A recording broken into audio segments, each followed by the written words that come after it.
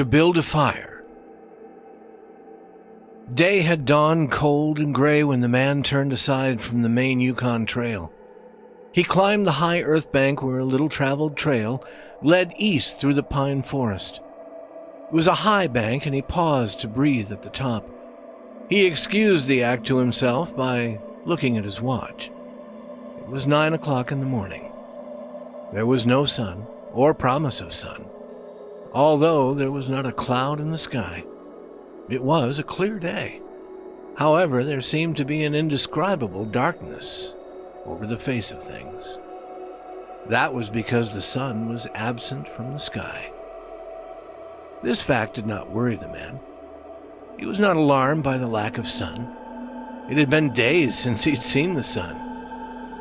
The man looked along the way he had come. The Yukon lay a mile wide and hidden under 3 feet of ice. On top of this ice were as many feet of snow. It was all pure white. North and south, as far as his eye could see, it was unbroken white. The one thing that relieved the whiteness was a thin, dark line that curved from the pine-covered island to the south. It curved into the north, where it disappeared behind another pine-covered island. This dark line was the trail, the main trail. It led south 500 miles to the Chilkoot Pass and Saltwater. It led north 75 miles to Dawson, and still further on to the north 1,000 miles to Nulato, and finally to St. Michael on Bering Sea. 1,000 miles and a half 1,000 more. But all this, the distant trail, no sun in the sky, the great cold, and the strangeness of it all, had no effect on the man. It was not because he was long familiar with it. He was a newcomer in the land, and this was his first winter. The trouble with him was that he was not able to imagine. He was quick and ready in the things of life, but only in the things, not in their meanings. 50 degrees below zero meant 80 degrees of frost. Such facts told him that it was cold and uncomfortable, and that was all. It did not lead him to consider his weakness as a creature affected by temperature. Nor did he think about man's general weakness, able to live only within narrow limits of heat and cold. From there, it did not lead him to thoughts of heaven and the meaning of a man's life. 50 degrees below zero meant a bite of frost that hurt, and that must be guarded against by the use of mittens, ear coverings, warm moccasins, and thick socks. 50 degrees below zero was to him nothing more than 50 degrees below zero. That it should be more important than that was a thought that never entered his head. As he turned to go, he forced some water from his mouth as an experiment. There was a sudden noise that surprised him. He tried it again, and again, in the air before they could fall to the snow. The drops of water became ice that broke with a noise. He knew that at 50 below zero, water from the mouth made a noise when it hit the snow. But this had done that in the air. Undoubtedly, it was colder than 50 below, but exactly how much colder he did not know. But the temperature did not matter. He was headed for the old camp on Henderson Creek, where the boys were already. They had come across the mountain from the Indian Creek country. He had taken the long trail to look at the possibility of floating logs from the islands in the Yukon down the river when the ice melted. He would be in camp by 6 o'clock that evening. It would be a little after dark, but the boys would be there, a fire would be burning, and a hot supper would be ready. As he thought of lunch, he pressed his hand against the package under his jacket. It was also under his shirt, wrapped in a handkerchief and lying for warmth against the naked skin. Otherwise, the bread would freeze. He smiled contentedly to himself as he thought of those pieces of bread, each of which enclosed a generous portion of cooked meat. He plunged among the big pine trees. The trail was not well marked here. Several inches of snow had fallen since the last sled had passed. He was glad he was without a sled. Actually, he carried nothing but the lunch wrapped in the handkerchief. He was surprised, however, at the cold. It certainly was cold, he decided, as he rubbed his nose and face with his mittened hand. He had a good growth of hair on his face, but that did not protect his nose or the upper part of his face from the frosty air. Following at the man's heels was a big native dog. It was a wolf dog, gray-coated and not noticeably different from its brother, the wild wolf. The animal was worried by the great cold. It knew that this was no time for traveling. Its own feeling was closer to the truth than the man's judgment. In reality, it was not merely colder than 50 below zero. It was colder than 60 below, then 70 below. It was 75 below zero. Because the freezing point is 32 above zero, it meant that there were 107 degrees of frost. The dog did not know anything about temperatures. Possibly in its brain there was no understanding of a condition of very cold such as was in a man's brain. But the animal sensed the danger. Its fear made it question eagerly every movement of the man, as if expecting him to go into camp or to seek shelter somewhere and build a fire. The dog had learned about fire, and it wanted fire. Otherwise, it would dig itself into the snow and find shelter from the cold air. The frozen moistness of its breathing had settled on its fur in a fine powder of frost. The hair on the man's face was similarly frosted, but more solidly. It took the form of ice and increased with every warm, moist breath from his mouth. Also, the man had tobacco in his mouth. The ice held his lips so tightly together that he could not empty the juice from his mouth. The result was a long piece of yellow ice hanging from his lips. If he fell down, it would break like glass into many pieces. He expected the ice formed by the tobacco juice, having been out twice before when it was very cold. But it had not been as cold as this, he knew. He continued through the level forest for several miles. Then he went down a bank to the frozen path of a small stream. This was Henderson Creek, and he knew he was 10 miles from where the stream divided. He looked at his watch. It was 10 o'clock. He was traveling at the rate of 4 miles an hour. Thus, he figured that he would arrive where the stream divided at 12:30. He decided he would eat his lunch when he arrived there. The dog followed again at his heels, with its tail hanging low, as the man started to walk along the frozen stream. The old sled trail could be seen, but a dozen inches of snow covered the marks of the last sleds. In a month, no man had traveled up or down that silent creek. The man went steadily ahead. He was not much of a thinker. At that moment, he had nothing to think about, except that he would eat lunch at the stream's divide, and that at 6 o'clock he would be in camp with the boys. There was nobody to talk to, and had there been, speech would not have been possible because of the ice around his mouth. Once in a while, the thought repeated itself that it was very cold, and that he had never experienced such cold.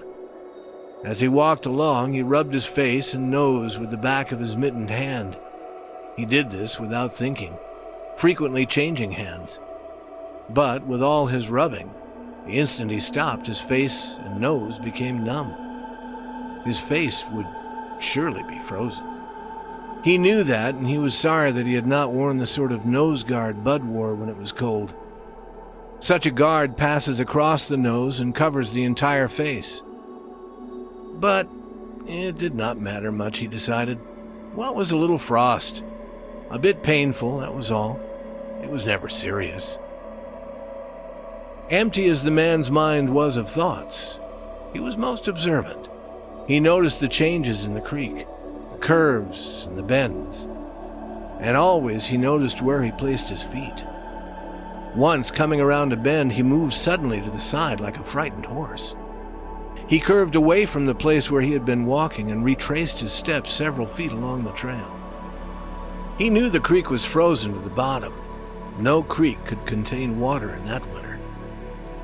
But he knew also that there were streams of water that came out from the hillsides and ran along under the snow and on top of the ice of the creek. He knew that even in the coldest weather these streams were never frozen, and he also knew their danger. They hid pools of water under the snow that might be 3 inches deep, or 3 feet. Sometimes a skin of ice half an inch thick covered them, and in turn was covered by the snow. Sometimes there was both water and thin ice, and when a man broke through, he could get very wet. That was why he had jumped away so suddenly. He had felt the ice move under his feet. He had also heard the noise of the snow-covered ice skin breaking. And to get his feet wet in such a temperature meant trouble and danger. At the very least, it meant delay, because he'd be forced to stop and build a fire. Only under its protection could he bare his feet while he dried his socks and moccasins. He stood and studied the creek bottom and its banks. He decided that the flowing stream of water came from the right side. He thought a while, rubbing his nose and face. Then he walked to the left. He stepped carefully and tested the ice at each step. Once away from the danger, he continued at his 4-mile pace. During the next 2 hours, he came to several similar dangers. Usually the snow above the pools had a sunken appearance. However, once again he came near to falling through the ice. Once, sensing danger, he made the dog go ahead. The dog did not want to go. It hesitated until the man pushed it forward. Then it went quickly across the white, unbroken surface. Suddenly it fell through the ice, but climbed out on the other side, which was firm. It had wet its feet and legs. Almost immediately the water on them turned to ice. The dog made quick efforts to get the ice off its legs. Then it lay down in the snow and began to bite out the ice that had formed between the toes. The animal knew enough to do this. To permit the ice to remain would mean sore feet. It did not know this. It merely obeyed the commands that arose from the deepest part of its being. The man knew these things, having learned them from experience. He removed the mitten from his right hand and helped the dog tear out the pieces of ice. He did not bare his fingers for more than a minute, and was surprised to find that they were numb. It certainly was cold. He pulled on the mitten quickly and beat the hand across his breast. At 12 o'clock, the day was at its brightest, yet the sun did not appear in the sky. At 12:30, on the minute, he arrived at the divide of the creek. He was pleased with his rate of speed. If he continued, he would certainly be with the boys by 6 o'clock that evening. He unbuttoned his jacket and shirt and pulled forth his lunch. The action took no more than a quarter of a minute. Yet in that brief moment, the numbness touched his bare fingers. He did not put the mitten on, but instead struck the fingers against his leg. Then he sat down on a snow-covered log to eat. The pain that followed the striking of his fingers against his leg ceased so quickly that he was frightened. He had not had time to take a bite of his lunch. He struck the fingers repeatedly and returned them to the mitten. Then he bared the other hand for the purpose of eating. He tried to take a mouthful, but the ice around his mouth prevented him. Then he knew what was wrong. He had forgotten to build a fire and warm himself. He laughed at his own foolishness. As he laughed, he noted the numbness in his bare fingers. He also noted that the feeling which had first come to his toes when he sat down was already passing away. He wondered whether the toes were warm or whether they were numb. He moved them inside the moccasins and decided that they were numb. He pulled the mitten on hurriedly and stood up. He was somewhat frightened. He stamped forcefully until the feeling returned to his feet. It certainly was cold, was his thought. That man from Sulphur Creek had spoken the truth when telling how cold it sometimes got in this country. And he had laughed at him at the time. That showed one must not be too sure of things. There was no mistake about it.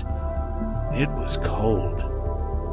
He walked a few steps, stamping his feet and waving his arms, until reassured by the returning warmth. Then he took some matches and proceeded to make a fire. In the bushes, the high water had left a supply of sticks. From here, he got wood for his fire. Working carefully from a small beginning, he soon had a roaring fire. Bending over the fire, he first melted the ice from his face. With the protection of the fire's warmth, he ate his lunch. For the moment, the cold had been forced away. The dog took comfort in the fire, lying at full length close enough for warmth and far enough away to escape being burned. When the man had finished eating, he filled his pipe with tobacco and had a comfortable time with the smoke. Then he pulled on his mittens, settled his cap firmly about his ears, and started along the creek trail toward the left. The dog was sorry to leave and looked toward the fire. This man did not know cold. Possibly none of his ancestors had known cold, real cold, but the dog knew, and all of its family knew. And it knew that it was not good to walk outside in such fearful cold. It was the time to lie in a hole in the snow and to wait for this awful cold to stop. There was no real bond between the dog and the man. The one was the slave of the other. The dog made no effort to indicate its fears to the man. It was not concerned with the well-being of the man. It was for its own sake that it looked toward the fire. But the man whistled and spoke to it with the sound of the whip in his voice. So the dog started walking close to the man's heels and followed him along the trail. The man put more tobacco in his mouth and started a new growth of yellow ice on his face. Again, his moist breath quickly powdered the hair on his face with white. He looked around him. There did not seem to be so many pools of water under the snow on the left side of Henderson Creek. And for half an hour, the man saw no signs of any. And then it happened.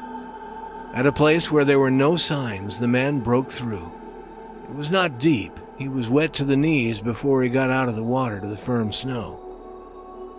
He was angry and cursed his luck aloud. He had hoped to get into camp with the boys at 6 o'clock, and this would delay him an hour. Now he'd have to build a fire and dry his moccasins and socks. This was most important at that low temperature. He knew that much. So he turned aside to the bank, which he climbed. On top, under several small pine trees, he found some firewood which had been carried there by the high water of last year. There were some sticks, but also larger branches and some dry grass. He threw several large branches on top of the snow. This served for a foundation and prevented the young flame from dying in the wet snow. He made a flame by touching a match to a small piece of tree bark that he took from his pocket. This burned even better than paper. Placing it on the foundation, he fed the young flame with pieces of dry grass and with the smallest dry sticks. He worked slowly and carefully, realizing his danger. Gradually, as the flame grew stronger, he increased the size of the sticks with which he fed it. He sat in the snow, pulling the sticks from the bushes under the trees and feeding them directly to the flame. He knew he must not fail. When it is 75 below zero, a man must not fail in his first attempt to build a fire. This is especially true if his feet are wet. If his feet are dry and he fails, he can run along the trail for half a mile to keep his blood moving. But the blood in wet and freezing feet cannot be kept moving by running when it is 75 degrees below. No matter how fast he runs, the wet feet will freeze even harder. All this the man knew. The old man on Sulphur Creek had told him about it, and now he was grateful for the advice. Already all feeling had gone from his feet. To build the fire, he'd been forced to remove his mittens, and the fingers had quickly become numb. His pace of 4 miles an hour had kept his heart pushing the blood to all parts of his body, but the instant he stopped, the action of the heart slowed down. He now received the full force of the cold.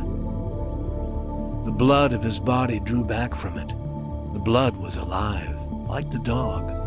Like the dog, it wanted to hide and seek cover away from the fearful cold.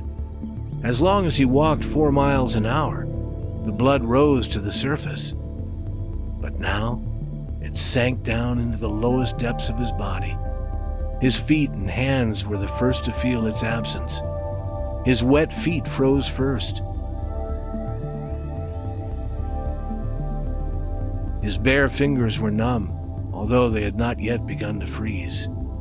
Nose and face were already freezing, while the skin of all his body became cold as it lost its blood. But he was safe. Toes and nose and face would only be touched by the frost. Because the fire was beginning to burn with strength, he was feeding it with sticks the size of his finger. In another minute, he'd be able to feed it with larger branches. Then he could remove his wet moccasins and socks. While they dried, he could keep his naked feet warm by the fire, rubbing them first with snow. The fire was a success. He was safe. He remembered the advice of the old man on Sulphur Creek and smiled. The man had been very serious when he said that no man should travel alone in that country after 50 below zero. Well, here he was. He had had the accident, he was alone, and he had saved himself. Those old men were rather womanish, he thought. All a man must do was to keep his head, and he was all right. Any man who was a man could travel alone.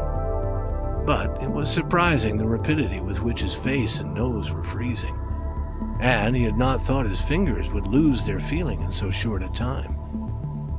Without feeling they were, because he found it very difficult to make them move together to grasp a stick. They seemed far from his body and from him. When he touched a stick, he had to look to see whether or not he was holding it. All of that mattered little. There was a fire promising life with every dancing flame. He started to untie his moccasins. They were coated with ice. The thick socks were like iron almost to the knees. The moccasin strings were like ropes of steel. For a moment he pulled them with his unfeeling fingers. Then, realizing the foolishness of it, he grasped his knife. But before he could cut the strings, it happened. It was his own fault, or instead his mistake. He should not have built the fire under the pine tree. He should have built it in an open space. But it had been easier to pull the sticks from the bushes and drop them directly on the fire. Now, the tree under which he had done this carried a weight of snow on its branches. No wind had been blowing for weeks, and each branch was heavy with snow. Each time he pulled a stick, he shook the tree slightly, and there had been just enough movement to cause the awful thing to happen. High up in the tree, one branch dropped its load of snow. It fell on the branch beneath. This process continued, spreading throughout the whole tree. The snow fell without warning upon the man and the fire. And the fire was dead. Where it had burned was a pile of fresh snow. The man was shocked. It was like hearing his own judgment of death. For a moment he sat and stared at the spot where the fire had been. Then he grew very calm. Perhaps the old man on Sulphur Creek was right. If he had a companion on the trail, he would be in no danger now. The companion could have built the fire. Now he must build the fire again, and this second time he must not fail. Even if he succeeded, he would be likely to lose some toes. His feet must be badly frozen by now, and there would be some time before the second fire was ready. Such were his thoughts, but he did not sit and think them. He was busy all the time they were passing through his mind. He made a new foundation for a fire, this time in an open space where no tree would be above it. Next, he gathered dry grasses and tiny sticks. He could not bring his fingers together to pull them out of the ground, but he was able to gather them by the handful. In this way, he also got many pieces that were undesirable, but it was the best he could do. He worked carefully, even collecting an armful of the larger branches to be used later when the fire gathered strength. And all the while the dog sat and watched him. There was an anxious look in its eyes because it depended on him as the fire provider, and the fire was slow in coming. When all was ready, the man reached in his pocket for the second piece of tree bark. He knew the bark was there, although he could not feel it with his fingers. He tried again and again, but he could not grasp it. And all the time in his mind he knew that each instant his feet were freezing. This thought alarmed him, but he fought against it and kept calm. He pulled on his mittens with his teeth and began swinging his arms. Then he beat his hands with all his strength against his sides. He did this while he was sitting down. Then he stood up to do it. All the while the dog sat in the snow, his tail curled warmly over its feet, and its sharp wolf ears bent forward as it looked at the man. And the man, as he waved his arms and hands, looked with longing at the creature that was warm and secure in the covering provided by nature. After a time, he began to notice some feeling in his beaten fingers. The feeling grew stronger until it became very painful, but the man welcomed the pain. He pulled the mitten from his right hand and grasped the tree bark from his pocket. The bare fingers were quickly numb again. Next, he brought out his pack of matches, but the awful cold had already driven the life out of his fingers. In his effort to separate one match from the others, the whole pack fell in the snow. He tried to pick it out of the snow, but failed. His dead fingers could neither touch nor hold. Now he was very careful. He drove the thought of his freezing feet and nose and face from his mind. He devoted his whole soul to picking up the matches. He followed the movement of his fingers with his eyes, using his sense of sight instead of that of touch. When he saw his fingers on each side of the pack, he closed them. That is, he willed to close them because the fingers did not obey. He put the mitten on the right hand again and beat it fiercely against his knee. Then, with both mittened hands, he lifted up the pack of matches, along with much snow, to the front of his jacket. But he had gained nothing. After some struggling, he managed to get the pack between his mittened hands. In this manner, he carried it to his mouth. The ice broke as he opened his mouth with a fierce effort. He used his upper teeth to rub across the pack in order to separate a single match. He succeeded in getting one, which he dropped on his jacket. His condition was no better. He could not pick up the match. Then he thought how he might do it. He picked up the match in his teeth and drew it across his leg. 20 times he did this before he succeeded in lighting it. As it flamed, he held it with his teeth to the tree bark, but the burning smell went up his nose, causing him to cough, and the match fell into the snow, and the flame died.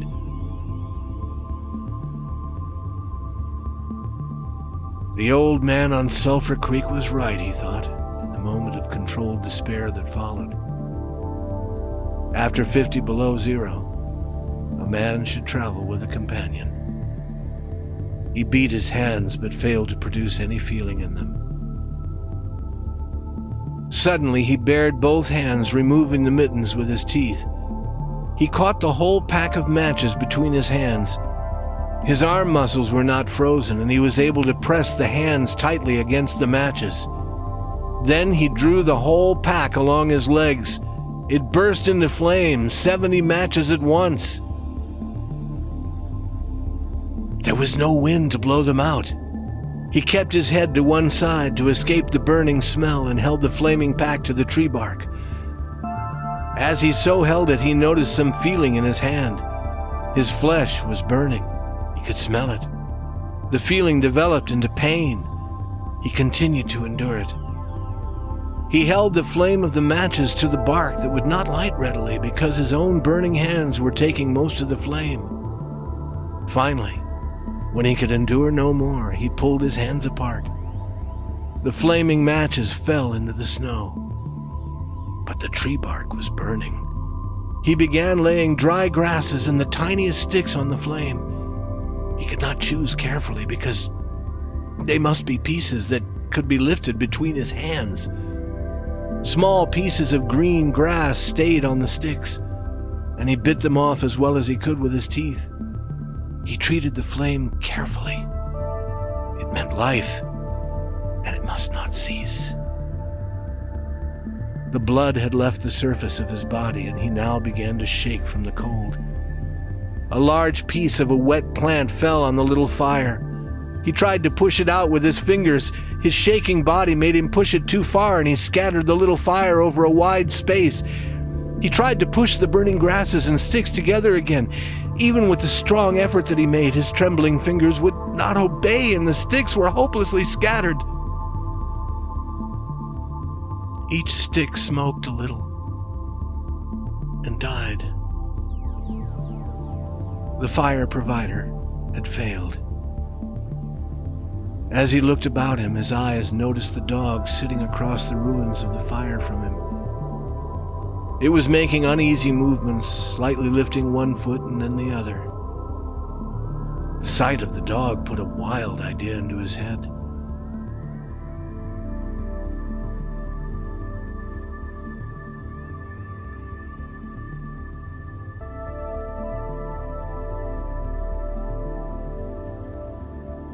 He remembered the story of a man caught in a storm who killed an animal and sheltered himself inside the dead body, and thus was saved. He would kill the dog and bury his hands in the warm body until feeling returned to them. Then he could build another fire. He spoke to the dog, calling it to him, but in his voice was a strange note of fear that frightened the animal. It had never known the man to speak in such a tone before. Something was wrong, and it sensed danger. It knew not what danger, but somewhere in its brain arose a fear of the man. It flattened its ears at the sound of the man's voice. Its uneasy movements and liftings of its feet became more noticeable. But it would not come to the man. He got down on his hands and knees and went toward the dog. But this unusual position again excited fear, and the animal moved away. The man sat in the snow for a moment and struggled for calmness. Then he pulled on his mittens using his teeth, and then stood on his feet. He glanced down to assure himself that he was really standing, because lack of feeling in his feet gave him no relation to the earth. His position, however, removed the fear from the dog's mind. When he commanded the dog with his usual voice, the dog obeyed and came to him. As it came within his reach, the man lost control. His arms stretched out to hold the dog, and he experienced a real surprise when he discovered that his hands could not grasp. There was neither bend nor feeling in the fingers. He had forgotten for the moment that they were frozen, and that they were freezing more and more. All this happened quickly, and before the animal could escape, he encircled its body with his arms. He sat down in the snow and in this fashion held the dog while it barked and struggled. But it was all he could do, hold its body encircled in his arms and sit there. He realized that he could not kill the dog. There was no way to do it. With his frozen hands, he could neither draw nor hold his knife, nor could he grasp the dog around the throat. He freed it, and it dashed wildly away, still barking. It stopped 40 feet away and observed him curiously, with ears sharply bent forward. The man looked down at his hands to locate them and found them hanging on the end of his arms. He thought it curious that it was necessary to use his eyes to discover where his hands were. He began waving his arms, beating the mittened hands against his sides. He did this for 5 minutes. His heart produced enough blood to stop his shaking, but no feeling was created in his hands. A certain fear of death came upon him. He realized that it was no longer a mere problem of freezing his fingers and toes, or of losing his hands and feet. Now, it was a problem of life and death, with circumstances against him. The fear made him lose control of himself, and he turned and ran along the creek bed on the old trail. The dog joined him and followed closely behind. The man ran blindly in fear such as he had never known in his life. Slowly, as he struggled through the snow, he began to see things again. The banks of the creek, the bare trees, and the sky. Running made him feel better. He did not shake anymore.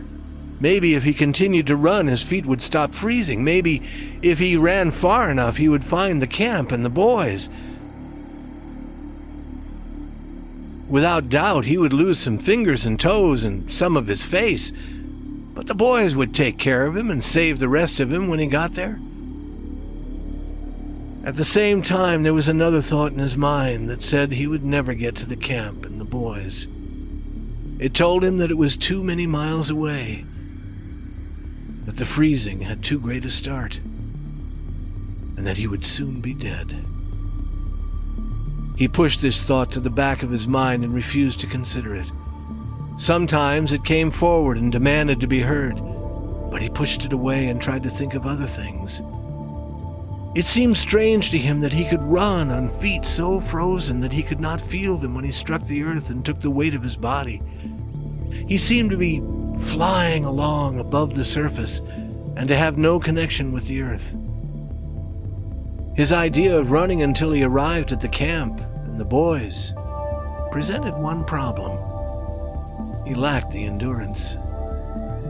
Several times he caught himself as he was falling. Finally, he dropped to the ground, unable to stop his fall. When he tried to rise, he failed. He must sit and rest, he decided. Next time, he would merely walk and keep going. As he sat, he regained his breath. He noted that he was feeling warm, comfortable. He was not shaking, and it even seemed that a warm glow had come to his body. And yet when he touched his nose or face, there was no feeling. Running would not bring life to them, nor would it help his hands and feet. Then the thought came to him that the frozen portions of his body must be increasing. He tried to keep this thought out of his mind and to forget it. He knew that such thoughts caused a feeling of fright in them, and he was afraid of such feelings. But the thought returned and continued until he could picture his body totally frozen. This was too much, and again he ran wildly along the trail.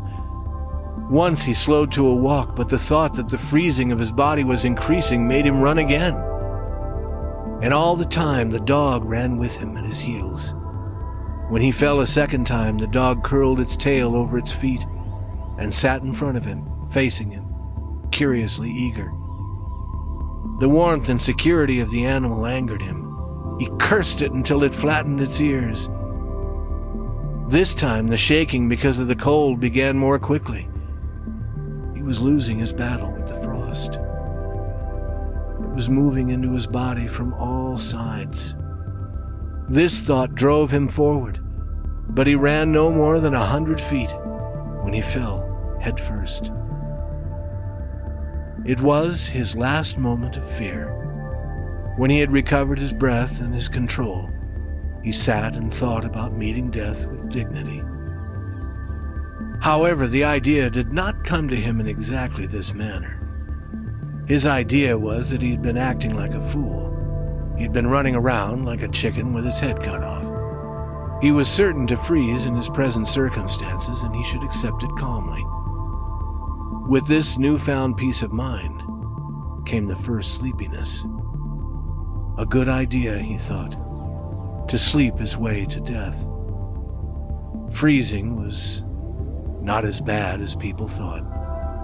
There were many worse ways to die. He pictured the boys finding his body the next day. Suddenly, he saw himself with them, coming along the trail and looking for himself. And still with them, he came around a turn in the trail and found himself lying in the snow.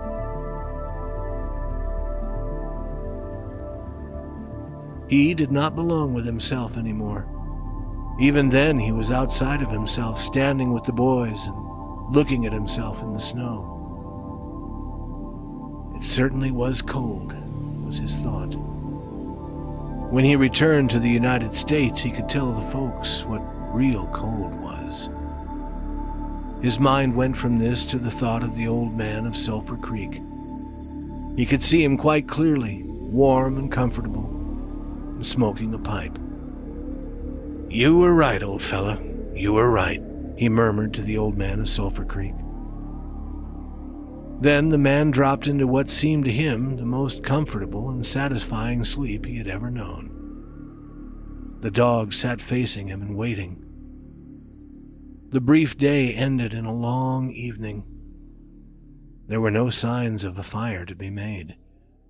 Never in the dog's experience had it known a man to sit like that in the snow and make no fire.